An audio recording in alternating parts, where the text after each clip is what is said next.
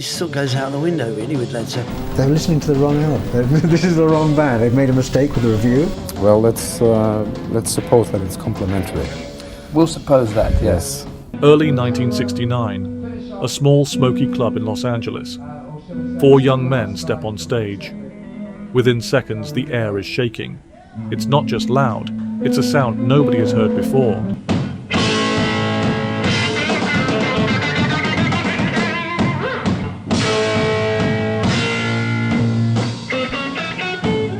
Robert Plant's voice soars, Jimmy Page's guitar rips, and the rhythm section of John Paul Jones and John Bonham hits like thunder.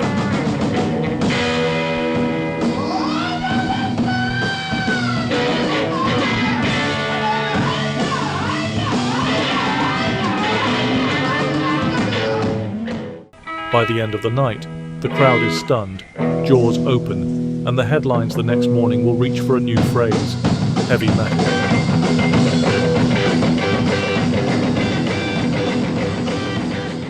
Led Zeppelin's sound was never a single relentless force. From their explosive debut in late 1968 and into early 1969, they intricately wove together threads of American blues, British folk, psychedelic rock, and hard rock.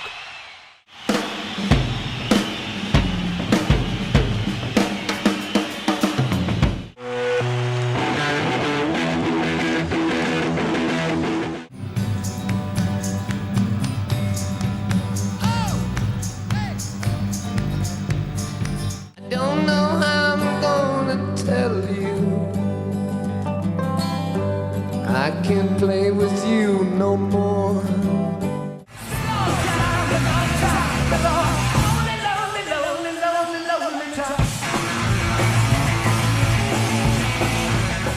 While tracks like Whole Lotta Love or Immigrant Song certainly possessed the raw power that became metal's hallmark, these were just facets of a much broader vision.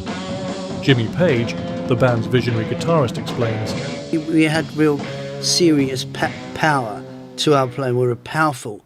What it's coming from is those sort of riffs that go right back to Chicago.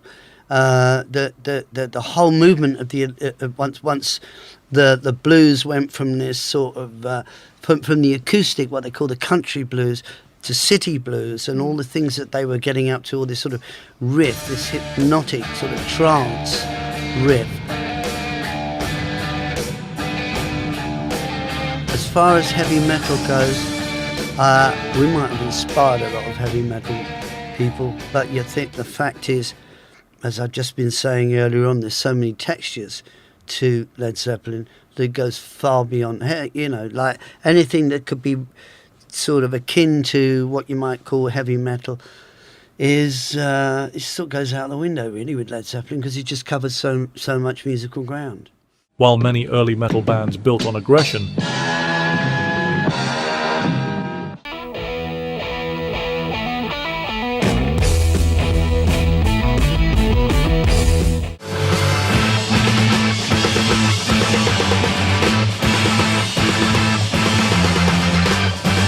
Led Zeppelin approached their heaviest moments from a foundation of deep musicality and improvisation, characteristic of the blues. Their early albums clearly show this refusal to be pigeonholed. Led Zeppelin II, released in October 1969, featured the driving Whole Lotta Love, but also the delicate acoustic beauty of Thank You.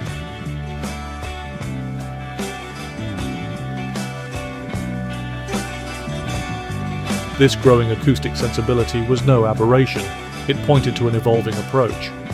By Led Zeppelin III, released the following year, the acoustic leanings became even more pronounced.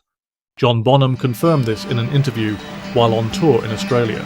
You know, if you've listened to all the albums, you'll be able to listen to something and say, that sounds like Zeppelin, because it's a sound, you know. Yeah. But in actual fact, each album is very different. There's a lot of different things on each one. Yeah. And I thought 3 was especially different from 1 and 2, which were basically very heavy sort of music. And there's a lot of acoustic stuff on 3. John Paul Jones, the band's multi-instrumentalist, echoed this sentiment, explaining how Led Zeppelin were different from other bands. I mean, we were all good musicians, and so we knew the value of dynamic and light and shade, you know, to set one off against the other, which is why we didn't sound like other bands, because other bands seem to just do light or shade, never in the same song. You have a slow song or a fast one, or like this, and to me that's boring. Plus, you ignore really valuable musical dynamics, etc., etc., etc. But Page always had this. He used to work out a lot of the heavy riffs on the acoustic guitar, and so it was kind of interchangeable. And all you had to do was orchestrate the guitar lines, and suddenly it was. Their songwriting and arrangements flowed organically, unburdened by narrow genre confines. But even as they pushed the boundaries of what a rock band could be, one thing refused to go away: the label they hated most. The phrase heavy metal had been floating around in pop culture since the late 60s.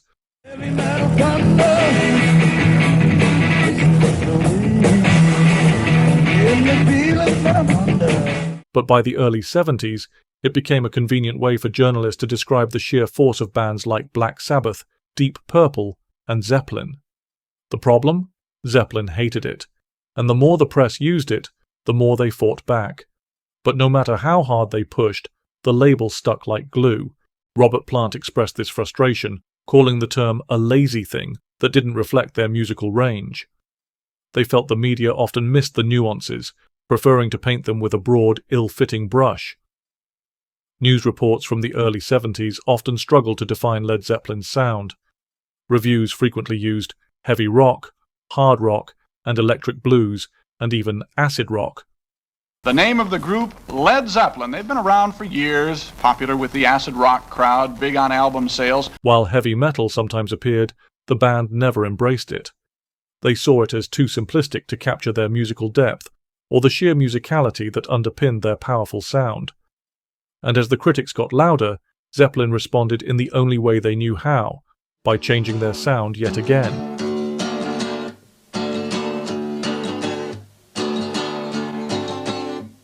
As the 1970s progressed, the heavy metal genre truly coalesced. Bands like Judas Priest and Motorhead forged a more specific, often more aggressive identity.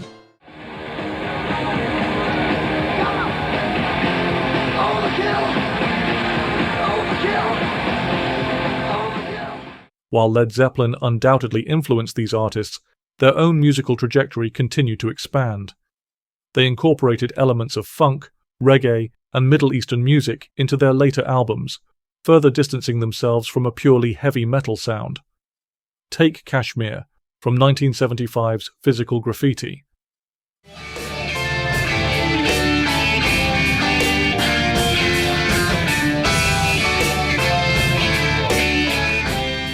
Its powerful Eastern scales and grand orchestral arrangement are proof of their refusal to be boxed in. This wasn't just about being loud. Kashmir was a great showpiece as a number.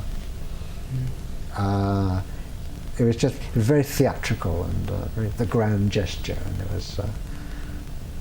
But then so was When the Levee Breaks in its own way, but just less orchestral, I suppose, more bluesy, but great atmosphere, especially on the record. The atmosphere on the Levee is amazing. What's your own favourite? I have lots of favourites, all for different reasons. If you just, the Desert Island thing. Hard to say. The Desert Island one. I know Kashmir is pretty good.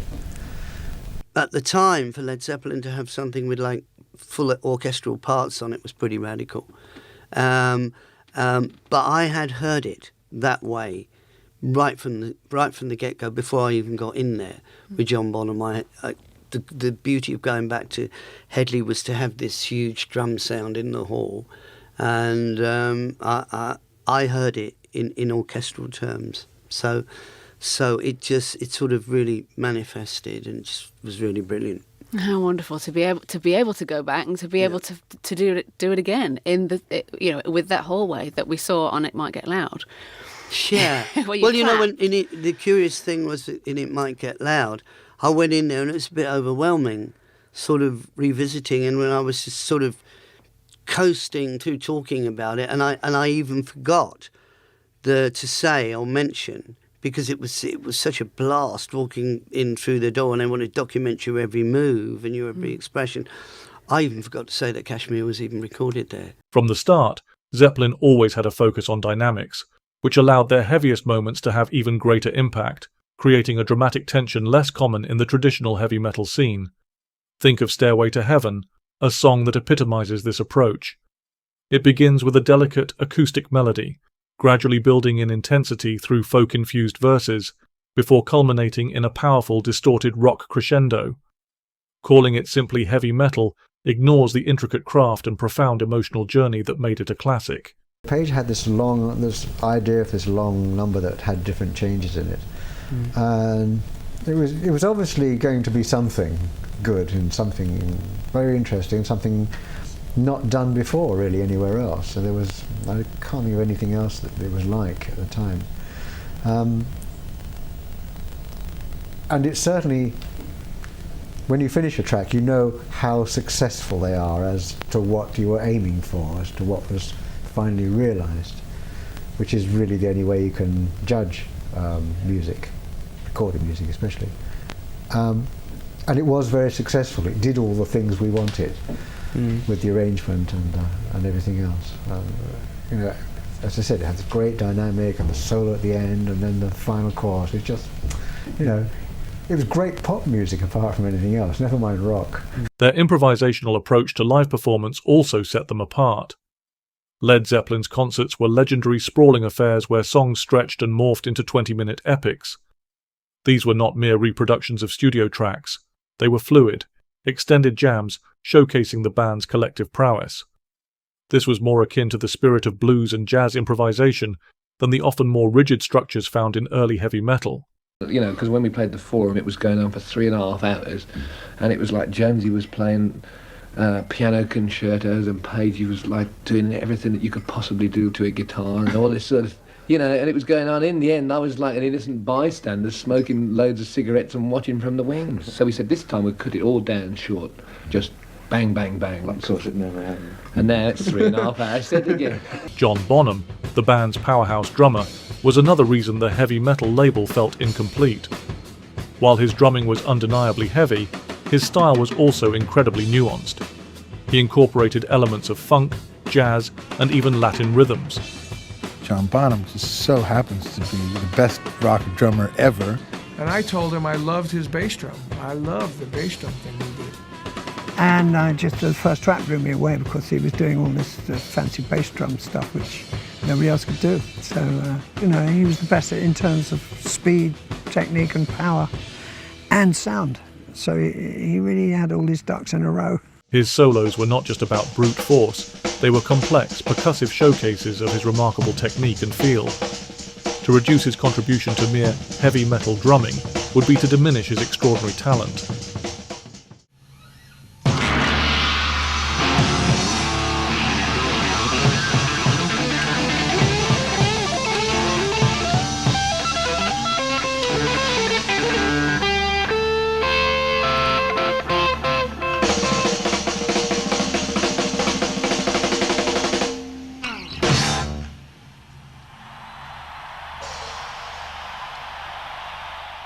Even decades after their dissolution, the debate about Led Zeppelin's genre classification persists. Yet the band members' own words remain the most authoritative source. Their consistent rejection of the heavy metal label wasn't about disowning their influence on the genre. It was about asserting the full scope and ambition of their musical output. At their core, Led Zeppelin saw themselves as a rock and roll band that played very hard, very loud, and with immense feeling. Their musical DNA was complex, woven from the deep blues traditions, the psychedelic explorations of the 60s, and a pioneering spirit that pushed the boundaries of what electric music could achieve. They were progenitors, certainly, influencing countless bands who would go on to embrace the heavy metal moniker. But for the members of Led Zeppelin themselves, they were simply Led Zeppelin. In the end, they weren't heavy metal, they weren't rock, they weren't folk, they were simply Led Zeppelin, and that was more than enough. To hear about the Led Zeppelin tours of North America and everything that happened, both on and off stage, click the thumbnail on screen now.